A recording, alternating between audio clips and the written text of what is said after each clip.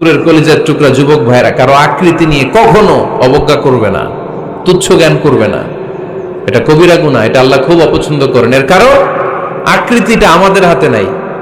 আমাদের কারো নাক লম্বা, কারো খাটো, আমরা কেউ কালো, কেউ সাদা, আমরা কেউ স্মার্ট, কেউ অন্যরকম।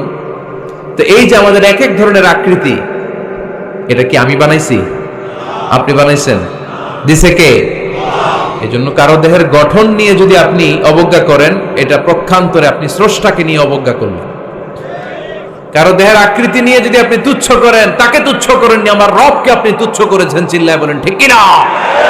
খবরদার, তুই কালু, তুই লম্বু, তুই মোটু, তুই কানা, তুই রোহিঙ্গা, আছে না নাই? ইদানিং ইদানিং এটা খুব চলে। এই রোহিঙ্গা নামটা আছে না? ফরিদপুরে এগুলো ঢুকে নাই না? আমাদের ওইদিকে দেখি কি অবস্থা, কারোর সাথে কেউ লাগলে তুই রোহিঙ্গা। কি আশ্চর্য, এই গালি কবে আসলো? হ্যাঁ, অনেক ধরনের গালি। ঢাকায় আরেকটা চলে ফইন নির্বুত, কি বলে? এই এগুলো আগে শুনি নাই আমরা, রিসেন্ট এগুলো বলা শুরু করছে। ফইন নির্বুত, রোহিঙ্গা না, এগুলো বলে আপনি কাউকে অবজ্ঞা করতে পারবেন? পারবেন না।